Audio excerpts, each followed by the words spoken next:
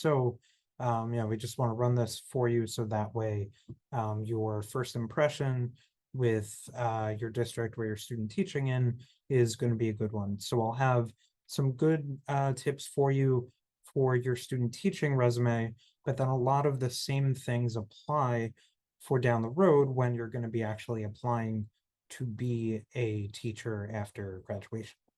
So, um, so first off, everyone can see okay here? The shared Yeah. screen? All right, good. So, so some learning outcomes for what it is that we're trying to achieve here. Right, so you want to be, by the end of this, you should be able to understand basic components that you want to include in a resume. You want to have the ability to identify the appropriate New York State teacher certifications, meaning that when you're trying to become a teacher within New York State, you need to be certified, which means you don't just graduate from here and you're certified.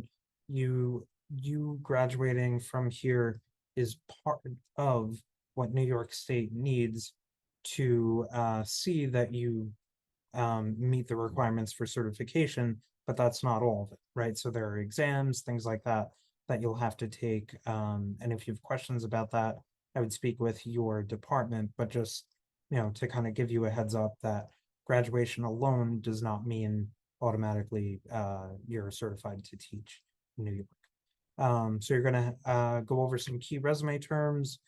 You're going to understand what the differences are between a student teaching resume and a teaching resume, meaning one that you're going to use for when you're actually trying to get a teaching job.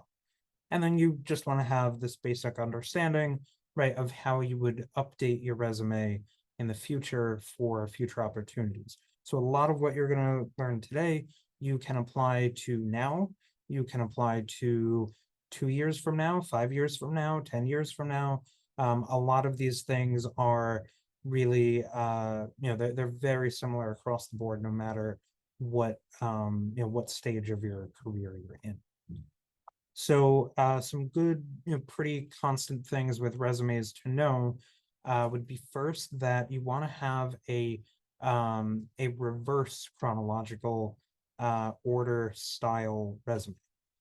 So sorry, it says chronological there, but it should be reverse chronological, meaning that right, typically when you think about chronological, you're thinking, okay, from first there's the beginning, the middle, and the end. In this case, you are starting with the end, right? Or in your case, you're starting with the most recent thing. So for example, let's say you did a student observation say you're doing a student observation this semester, right? Then that would go first. You wouldn't start with your very first student observation a few years ago, right? That would end up going last. So it's reverse chronological. So your most recent goes first, your second most recent goes second, third most recent goes third, etc. And that is the same thing for jobs. It would be the same thing for, let's say you got a degree from another college first. So let's say you went to Nassau Community or Suffolk Community and you earned an associate's degree. Well, St. Joe's is the most recent, so that would go first, and then you would have your associate's degree. And for those of you that are in the 5-year program that are going to be eventually getting your master's, right? Once you're really taking those master's classes, as you get closer to that, then maybe you would put on both your master's and then after that, your bachelor's underneath that. You want to have the same font and point size, really, throughout your resume, with a few minor exceptions. We generally will recommend 11 or 12 point font. It's something that's fairly reader friendly. You can go to 10, but definitely not below that. The one reason why font size is important here is because you really want to aim to have your resume only be about a page. So there are people that have been in their career for 10 years, 20 years, and their resumes are still only one page. Now, how do you do that? right? One is, you're managing things like your point size, your margins, what's bolded, what's not bolded, but it's also going to be what's relevant, right? And what's recent. So at this stage, for example, you wouldn't have your high school education on there, right? And I'm going to show you some examples of this in a minute. So eventually, right, when it comes time for you to apply for a teaching job, you wouldn't have your student observations on there anymore. But because right now you're at the stage where you're applying for student teaching, the main thing that you're going to have on there is going to be all of your student observations. Any questions so far? Okay, so you're going to want to proofread often and use other eyes to help you. So if we have this kind of cognitive pitfall that we have to deal with, where a lot of times, you'll read something and your brain sort of fixes it for you without you realizing it, and then say you find that same paper a month later and you read it, and oh, now all of the mistakes jump out at you. So you want to, just show it to a friend, show it to someone else, ask them if they can, take a look. Having a fresh set of eyes is helpful. Another trick that you can use is to read it backwards, meaning if you were to read it from the bottom to the top of the page, right, your brain kind of goes into less of an autopilot, right? And it makes it so that you can try and catch things. Now, why would you want to make sure you're proofreading? Well, for any position, right, no matter what field it's in, right, you could be in mechanical engineering, you still want to have, an error-free, well proofread resume so that it doesn't look careless or anything like that. But for all of you in particular, you're in education, right? So, for example, for the student who is an English major, it's expected that you're going to be able to write very well. And given that the positions you're applying for are going to need, that you have a good command of the English language, and your grammar, spelling, all of that, right? You really want to make sure that you are being very careful. And even for those of you that are math, right, you are still educators. And so you're going to want to also be careful for those same reasons. Now, when it comes to student teaching resumes, you don't need to use anything as far as bullet points. You may have heard about it before. Again, I'm going to show you some examples of this.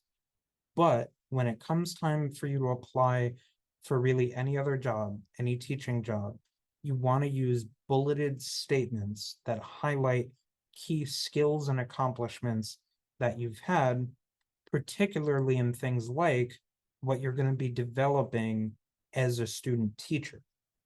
So with this, sometimes I recommend that maybe when you go into student teaching, keep a journal, right, of what was my biggest accomplishment this week, right? What was the main project that I was working on this week?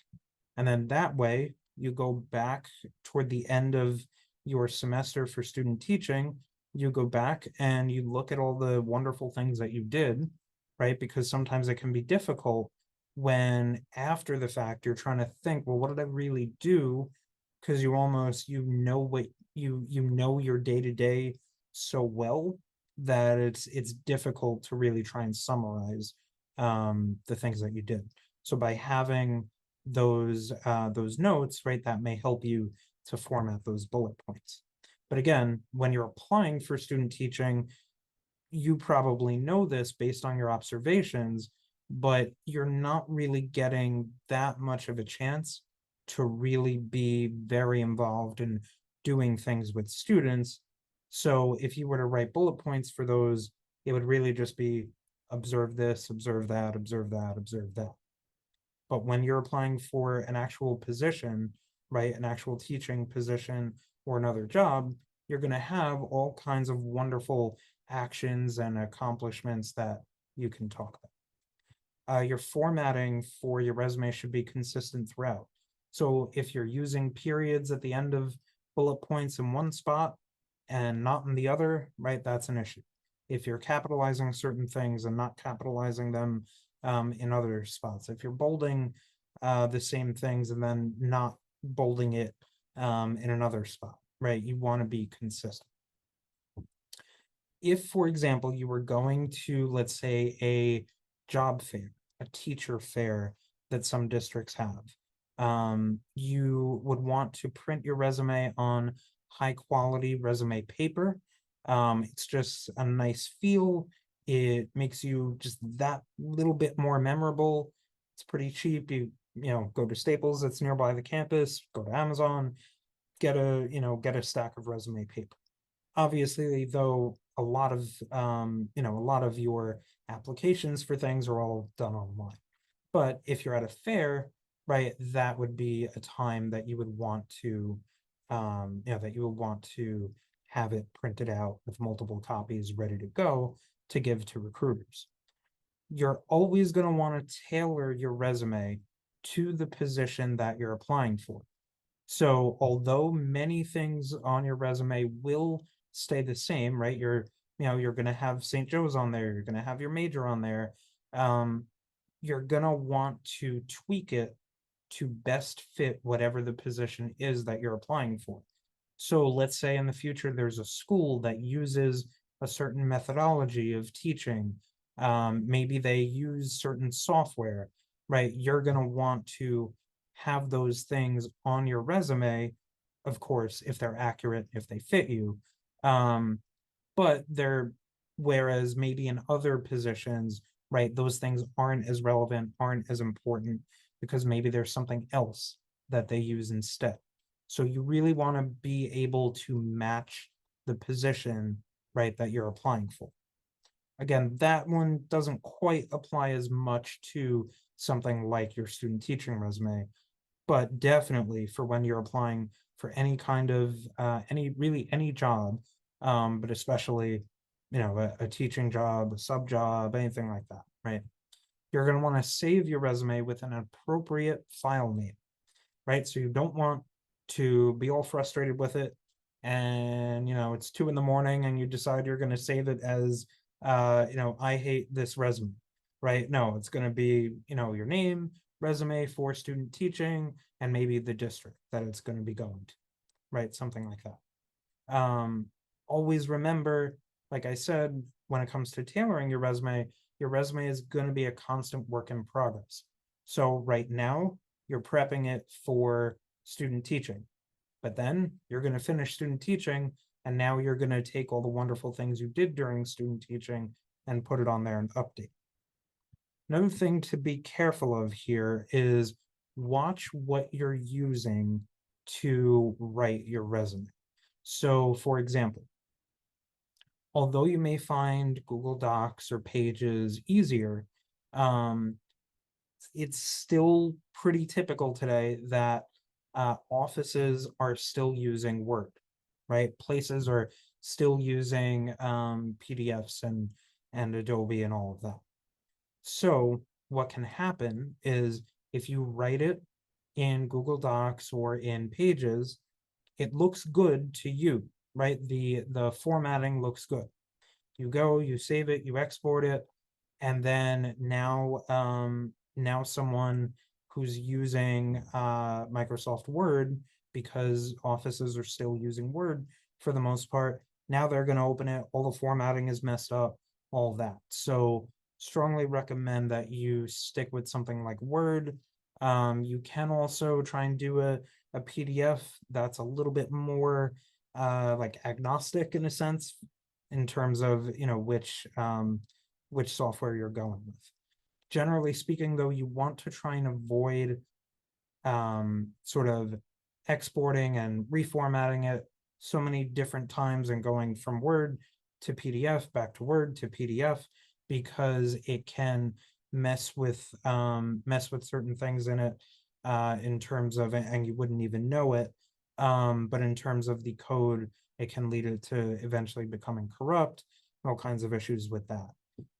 So best rule of thumb, just use Word, maybe take that and put it into a PDF once and then go from there. So let's take a look at what all of this actually is going to look like. So this is pretty standard, whether it is for student teaching or whether it is for a job. So you're going to want to have your name. It can be, bolded, maybe a little bit bigger than everything else on there. But you're going to want to, sorry, I just saw a chat. Gotcha. So, so you're going to want to have it be a little bit bigger than everything else. So maybe 14 or 16 point font on there. Nothing crazy, not like 20, you'll have your address. So we just kind of put in the college address as sort of a fill in here, right? But you could have your address, your phone number, your email address. So while you're a student, right, use your student email address. But once you're about to graduate and you're looking for jobs and all of that, then you would want to set up, if you don't have one already, set up a professional sounding email address, something that's very simple. So in this case, we have someone named John Career, so J Career, right? You'll notice that your student emails are set up this way, right? So we're not using the email address that we have from middle school that's still kicking around somewhere, right? So I recommend that you have one that maybe you use just for certain professional things, like when you're applying for jobs. You're going to have an education section. Make sure that it says St. Joseph's University and not college. We're still getting some resumes every now and then that will still say college on them. You can have the location there. Put down what your degree actually is. So your degree is technically not meaning your major is not adolescence education. Your major is whatever that main field of study is. So English, math, biology, right? You're going to have, so whether it's Bachelor of Arts, or for some of you, you may be getting a Bachelor of Science in then that subject area. You're going to list where, when you're graduating. You don't have to say anything like anticipated or expected. You can just have the month and the year. And then under that, you're in the Adolescence Education Certification Program. Now, if you have a good GPA, so let's say, I would say if it's a 3.0 or better, right, you can put that there. You can potentially bullet it or leave it as part of it here. Either one is fine, really.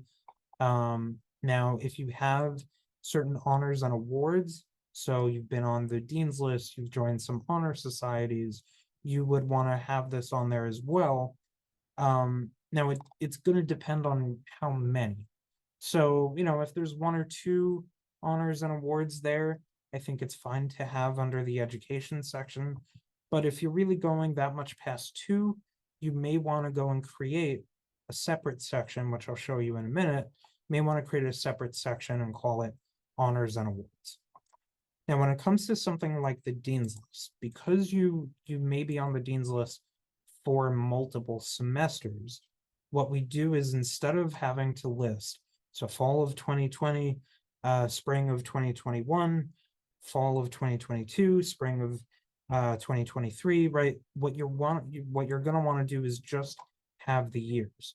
So if you were on the dean's list in say spring of 2020, but you weren't on it in fall of 2020, that's fine, because it's still truthful that you were on it in 2020. Maybe not for the whole of 2020, but for the sake of readability and simplicity, just stick with the years that you were on. So if it was a range, meaning if you were on it at least, right, 1 semester in 2020, 1 semester in 21, and 1 semester in 22, then you would list it as 2020 to 22. But what if maybe in 2021 you weren't on the dean's list? In that case, you would have 2020 and then comma 2022. Now, it's important to note that at this stage, you are not on the dean's list this semester because you have no grades yet from this semester, right? So, but if you were on the dean's list last spring, you have grades from that. So then, yeah, you can have 2020 to 2023, for example. If you've joined an honor society, you can list it there, comma, and the year that you joined. Maybe if you did something like study abroad at some point, right, you could put that on there, where it was, and then meaning at what university it was, and then the year. And then now I mentioned earlier about certifications. So in this case, what you want to have is these exact words, because this is exactly what it is that you're going for. So this would be New York State, so NYS, initial certification in, and then whatever the the area is. So maybe it's mathematics, right? And then grades 7 to 12, since that's what you're all getting at the very least. Then comma, and then in parentheses, I would put pending. Pending will only come off, not after you graduate, but after you get your certification from New York State. Now, has anyone here heard of the extension program? This grades 5 to 6 extension. Oh yeah, I've heard of that. Gotcha. So Yeah. if you're going for it, then you would want to put it there. And if you're maybe thinking about it or you haven't heard about it, I would speak with your department, because it's just one more thing to make you that much more marketable in terms of looking for jobs, right? So just for down the line. But let me go and open up another document that I have here. So what I'm going to do is once this is over, I'm going to send this to you so that you can use it, but I just want to go over a few things here. So this is, right, and you can use this, pretty much as a template. So you can take it, copy it over, put it in a new document, fill it in. So this is what you would use for student teaching. So, right, you're going to have that same info there in terms of, your contact info, education, certification. But now for all of your observations that you've done, you're going to have teaching experience, the name of the school, right? So for example, let's say it was, Hicksville High School, right? You're going to have the city and state where it was.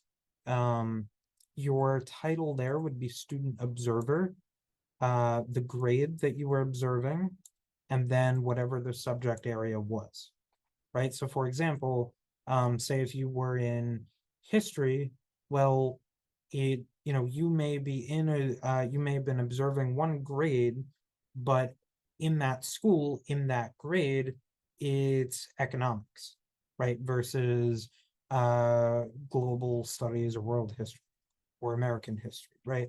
So same thing would apply for anyone in math or English, right? Science is another one that can be tricky as well, where it's going to depend on the year, the school, all of that.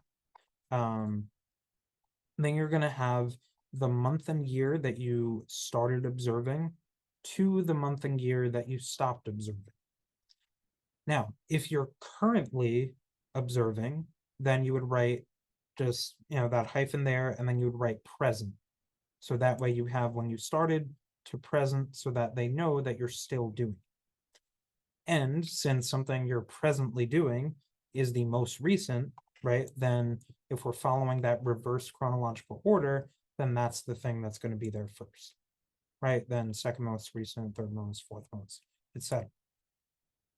Now, some of you, I'm sure, are working.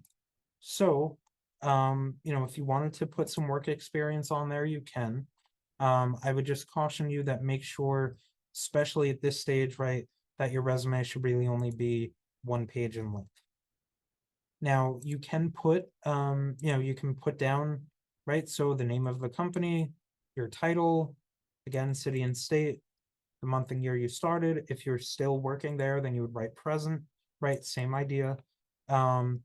And then depending on how related it is to something like teaching, you may want to consider, maybe a couple bullet points there, because at least in this, that's something that you've done that is a little bit more substantial, right? You're doing more, you're more actively involved than you can be as an observer.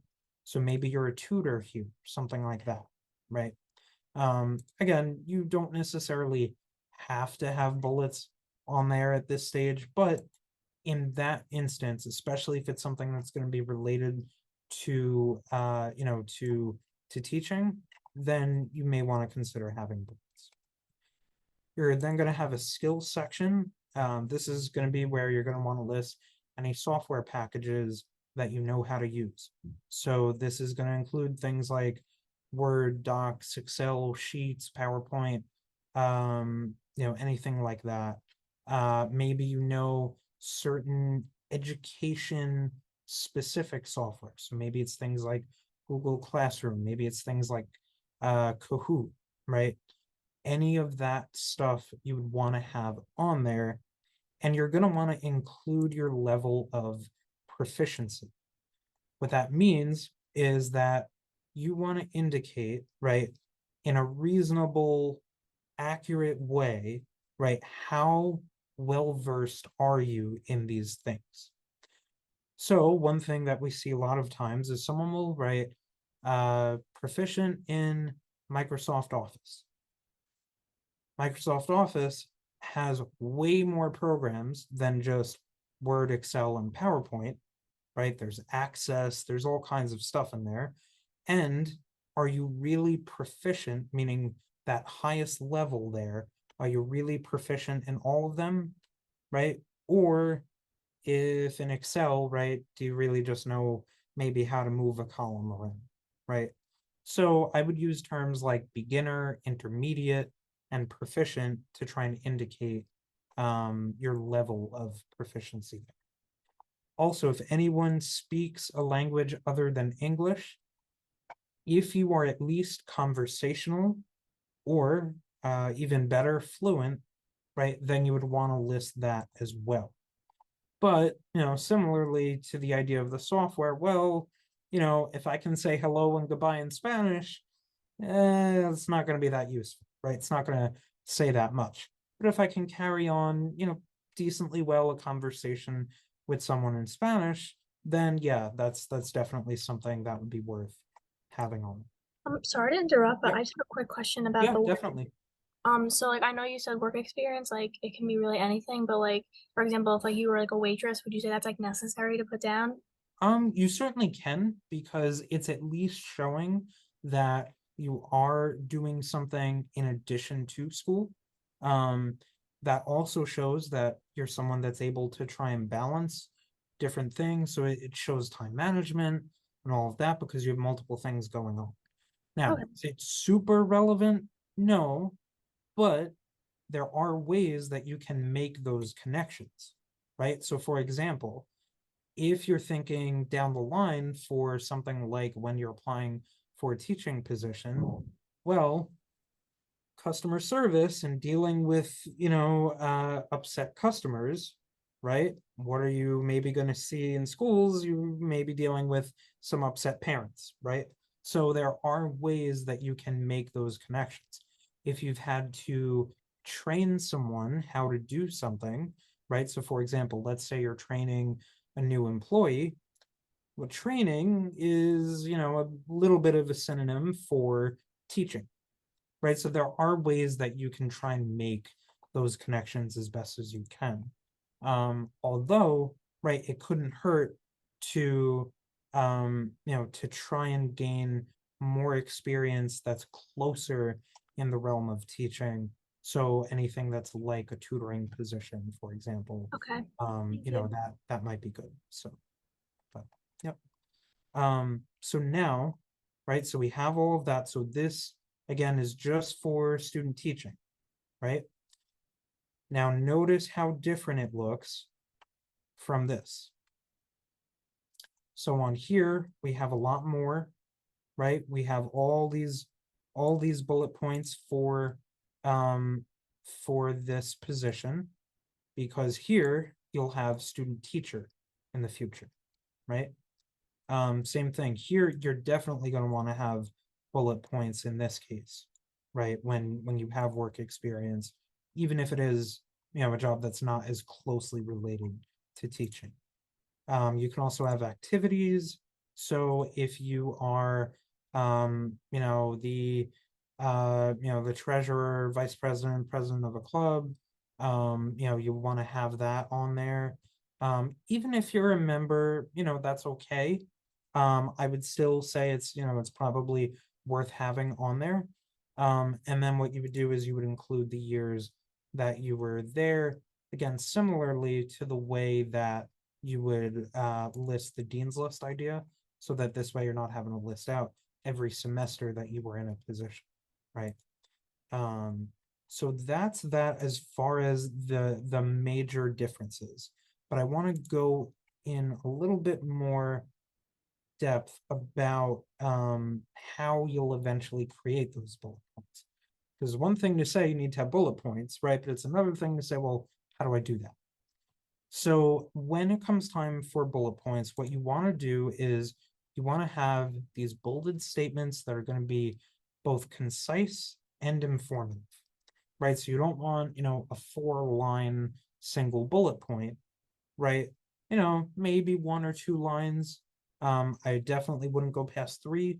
And you're going to want to really try and let the employer know all the great things that you did with each bullet. Again, like always, you'll list your positions in reverse chronological order. You're going to want to use action words and specific educational terminology that describes the duties and skills that you were involved with and using, and then always use the proper tense for these.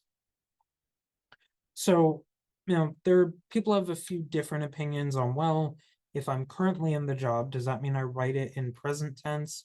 And then if it's a previous job I had, do I write it in past tense? You can be that specific, but to be safe, I recommend that you make it all past tense. The reasoning here is that, okay, so you're in that job, all the things that you're going to do tomorrow in that job, you also did yesterday, right? And so you can make it all past tense. And what that will do is that will help to avoid in the future when you go to update your resume, right? What's going to happen when now you forgot that now you have to change what was present tense to past tense, right? Because now you stopped that job. So it's easier to just write it all in past tense, even if it's a current job. You want to cite specific examples of your achievements, right, in the classroom or at your job. You're going to want to list the populations that you served. So, for example, grades, types of classes. So maybe it's an inclusion class, right? Any teaching strategies that you use, any classroom management techniques. Maybe it's certain materials that you were using, right? As well as the curricula and tests that you implemented. Excuse me, as an example. So how do you do that? So your resume is going to be this device that you're creating, right? It's really to market yourself. That's what this is all about. And so that's why you want to be using these achievements. So to do this, right, you want to focus on what was the impact that you had on students. So maybe by you being there and teaching a lesson on something, right, that is showing that you improved the students' reading comprehension, or you enriched their learning environment, right? This means including the results of your actions. You want to really spell out the benefits of you being there to students, to colleagues, and to the school, right? Essentially, these are your main selling points, right? These are the things that make a principal read your resume and say, oh, wow, they did all that there. If they can do all that there, well, now I want to hire them so they can do all that here, right? So a good way to think of this is follow this blueprint of RAP. So you want to always have a result, an action, and a problem or project that you are working on. So you're going to have here the result that you achieved is based on the action that you took, which is in response to the problem or project that you face. So let's look at this. So you collaborated. There's your action verb with a cooperating teacher, right? So to create, so another verb there, right? You're creating something with another teacher because you're collaborating with them, right? So you're creating small groups of different level learners. There's your project where you have these small groups of different level learners resulting in, so literally it's right there, result in peer-to-peer support with lessons. So some more examples here. So maybe you'll say something like established and implemented, right? Those are your action verbs. An applied behavior analysis program with a student, that's your project. And you're also including that, you're giving some idea of what the population was to improve their ability to initiate tasks independently, right? So improving their ability to initiate tasks independently, that's your result. Another example here, designed and produced, action verbs, a series of smartboard presentations, right? So there's your project. You are making smartboard presentations to enhance student learning or student understanding of the living environment, right? There's your result. That gives them a much stronger idea of what you're capable of doing rather than taught ninth grade history, right? It's giving them so much more for them to want to go ahead and invite you for an interview, right? Now, how would you handle work experience? I kind of touched on that before, but you'll see here, right? Providing excellent customer service, training new cashiers, communicating professionally. These are those transferable skills that can be used in so many other positions. But other experiences that if you don't have yet, you want to really try and get involved in as much as you can. So things like being a camp counselor, being a childcare provider, volunteer, so school volunteer, maybe a coach for something, a tutor for something, right? Those would be good. But again, for other experiences like food service or retail, right, this is where you're highlighting these teaching related achievements I talked about earlier.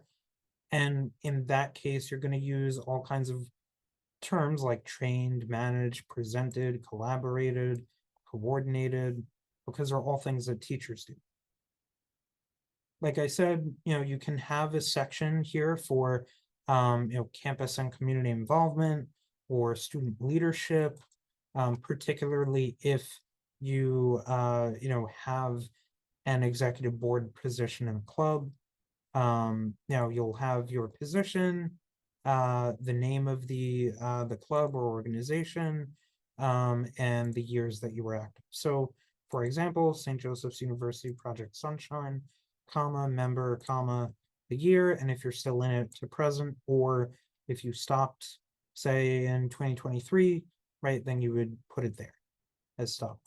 So you would just say 2022 to 2023. So some other things that you could include, maybe related coursework. If it's especially helpful, like if you're trying to kind of transition into something else, or you're trying to apply for a position that you don't have as much experience in it, but you maybe took some certain specific courses in it. That one is it depends on the position. Don't go crazy with with related coursework, because otherwise you'll end up, listing all of your adolescence ed courses. So you want to be selective about. Same thing when it comes to an objective. So, you're going to want to consider your audience, what you're using it for. So, if you're going to a career fair, yeah, maybe an objective is good because you're going to see so many different people and you want to give them an idea of what it is that you're generally looking for and what it is you bring to the table, in a couple of sentences. Right. But for this particular purpose, you wouldn't necessarily need one. You can include things like leadership positions, volunteer positions. Certainly I would include skills regardless of what you're using it for, right? Um, again, technology and languages other than English, as long as you're at least conversational. Maybe some professional development that you've been involved with. So for example, maybe you've done Virtus training, if anyone's heard of that. If you've had your fingerprinting done, right, maybe you would have that on there. So a few other things here to remember. So you want your resume to reflect the position that you're applying for, and it should reflect who you are as an individual, right? So yes, you want it to match, but also you have to tell the truth, right? Your resume should be professional. That's why we're running this in the first place, right? That's one major reason, is because you want to come across as an education professional, right? You want to come across as much as a teacher as possible. And that's why we have all of these, seemingly meaningless, rules to follow. But what it ultimately adds up to is making you come across as professional. That's why you want to have it here. Again, it's a constant work in progress. You're always going to be updating it. And your resume for student teaching is going to change, right, once you get more experience. And then eventually you may be at a point in your career where you don't even have student teaching on there anymore because you've had multiple teaching jobs as a profession, right? The resume that you set up for student teaching, obviously, right, if there's one thing to take away from this, student teaching resume, very different than when you're applying for a job. Few things to note here in the future when you're looking for jobs, and even now, so you can be, it's very possible that you can be getting substitute positions even now. So, you would want to check on OLAS if you haven't heard of it. I suggest you take a look. It's where so many teaching jobs are posted throughout the state. It's not the only place though, so you may want to be checking on specific district websites that are sort of within the area that you're willing to travel to. But OLAS does have quite a lot of teaching positions. Some other websites to keep in mind: New York City Department of Education, New York City, Department of Education, massive amount of jobs because I have a massive amount of schools, right? Other things to keep in mind: Eastern Suffolk BOCES, Western Suffolk BOCES, they also have teaching positions. You want to keep in touch with the New York State Department of Education because they're the ones that are determining what you need to get certified, right? So if something changes, if there's a deadline, all that stuff, right? We have these websites here that can help you to know what to do in that regard. And then if you ever want to teach in another state, go to that state's Department of Education website to try and research their teaching requirements.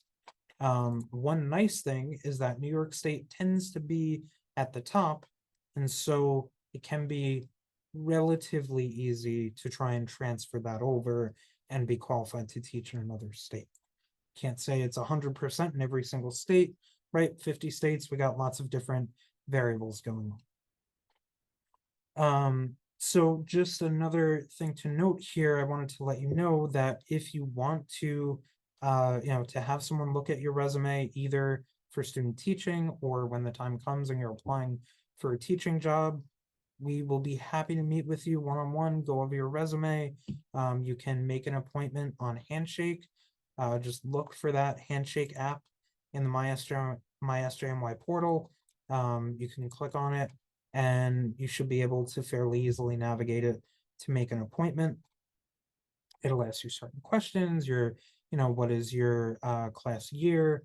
Why is it that you're looking for an appointment, right? Is it for resume review? Is it maybe maybe down the line you start student teaching and you go, you know what, maybe this isn't for me. What else could I do with this degree, right? We can help you with that as well.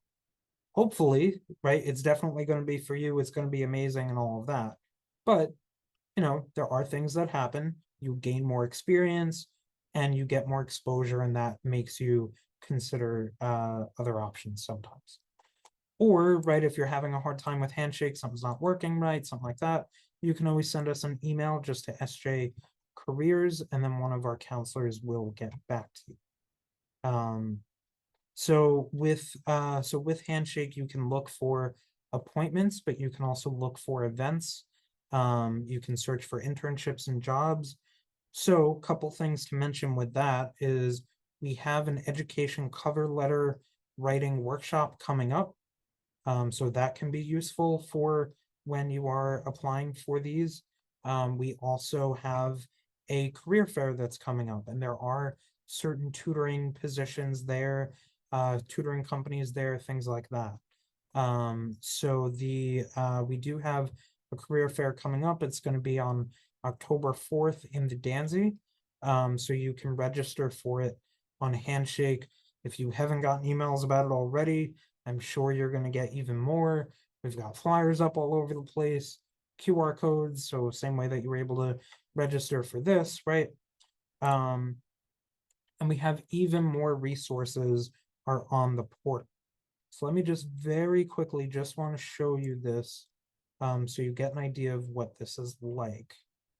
So let's say, so I'm going to go to a student profile of this. Right, so when you log in, right, this is what Handshake is going to look like to you. You want to head for Career Center. And then if you want to schedule an appointment, right, go here, schedule an appointment, right, and then it'll go from there. So some other things here, you can look for jobs here. So, there's filters, you can filter it down to be, in a certain area, is a part-time, is a full-time, is an internship, what is the job role, what is the type of job, all of that. Then as far as events, if you did want to try and sign up for something like the education cover letter workshop, you could just go right here, education cover letter, or there are filters here as well. And you've got one on Wednesday, October 4th at 4. So same idea as this, right? It's virtual, or there's one in person on the 10th, so you can do that. Again, you can also look for jobs on. And one last thing to show you, and then that's it, is if you wanted to try and see some more resources about what we have a ton of things to help you with just about anything career-wise. So if you go to the portal here, it's a little bit tricky, but if you go over here to that menu, right, you want to look under Campus Life, go to Office of Career Prep, and then we have here, you can schedule an appointment, right? If you're wondering, maybe you're having some questions about, changing a major or thinking of adding something on, anything like that, you can go here. We have all kinds of helpful videos, informational interviews with people who are in the field, who are, explaining to you what their job is like day to day, all of that. We have tons of good stuff on here. There's all kinds of things about how to find a job and an internship. We also have section on resume writing. So you go to resume writing, Adolescence Ed, right? And there's even a workshop video from last semester, right? And eventually this one will be up there too. You have that whole resume writing guide. And then if you wanted to have your resume reviewed, it'll take you back to that schedule an appointment page, book an appointment, and we'll review your resume. So I made it just barely in time, but does anyone have any questions before we end this? just have one quick Yeah, question. sure. So the sample resumes that you pulled Yeah, up on the Word, yeah. um, like would we be able to have access to that or is it? Yes, yeah, yeah, yeah. So what I'm gonna do is once this is over, I'm going to send that to everyone who attended. But in the future, right, let's say you can't find it, whatever it is, if you look on our portal, right, you should be able to find, again, resume writing, and then adolescence ed, and Oh, I didn't even know that was there. That's interesting. so, yep, yeah, yeah, we're working on ways of trying to make it a little bit easier to to find, but but once you're able to get there, again, you just, you go here, campus life, Office of Career Prep, have all kinds of stuff on here, to help you out. So, Okay, thank you so much. yep, sure. Um, I just had like, if you yeah, don't mind, just like two questions. yeah, sure, absolutely. So on the sample ones that you showed us, Right. can you just show me like where we would put like honor societies and Yes, yeah, sure. like e-board members of clubs? Yeah, definitely. So, so what you're gonna want to do is, so for example, on here, you can certainly have a section. I would say put it between work experience and skills, for student teaching. Again, it's not super necessary. That's why we didn't have it on there, but you can. The key is to not have it go past one page at that point. When it comes time for applying for jobs, I would definitely still, still consider having it on there, especially if you were involved in, you had a real leadership position, like you said, like if you were on the e-board, then right here you would have it again between that work experience and skills section. So, Okay, so and then you asked also, how would you write it out, like, or no, I just wanted to make sure. So I could put honor societies and clubs like in the same section. oh, I see. Yes. So as far as honor societies, yes, I'm sorry about that. So for that, what you would do is, like I said, if you have, say, more than two or three things here that you would consider honors and awards, so like being part of an honor society, if you're just a member of an honor society, then I would put it here. But if you get past two or three, then what you can do is make a section, just like how there's one for education or certification. I would make one probably after certification, and I would put honors and awards, right? And then you can have that there. If you have a really, if you're on the e-board of an honor society, then at that point you may want to consider putting that down as an activity, and potentially right down the line, when you're gonna be able to say a little bit more when you're applying for a position, you may want to even break it out into its own kind of position, right, under activities, if you were really very involved. So say you were the president of an honor society, something like that, and you may even want to write, two or three bullet points about it, something like that. Again, the meat of it is really going to be in the future. It's really going to be your student teaching experience. And then for now, right, we'll notice that the bulk of it is really just your teaching experience there for the most part. So, we're calling it teaching experience, but in reality, right, it's student observer and all of those. So, does that make sense? Yes. The other thing, and I'm glad you mentioned it, is that you can, right down the line, you can make this as small as 0.5 inches all around. I wouldn't go below that. Otherwise, you start having issues with printing it, or even just visually, even on a computer, it just looks, everything is just so cramped in there, and it makes it hard to read. But you can free up a little bit of space that way in the future if you need to. So, Thank you. anything else? That's it for me. Okay, so before I let you go, I just wanted to show you where the career fair is.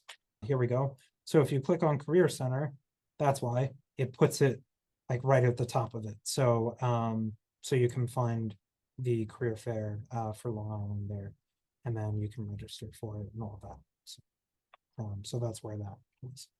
So, and we have, you can also go there, you can see all the employers that are coming. So we have 95 different employers that are registered. So just as an example here, right, here's A+ all subjects tutoring, right? So, yeah.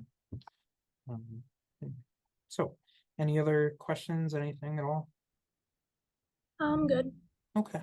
I'm good. Thank you. Yeah, sure, you're welcome. All right, have a good one. All right, thank you. Have a good day. You too. Yep. Thanks. All right, best of luck with student teaching. Thank you so Thank much. you. You're Bye. welcome. See you.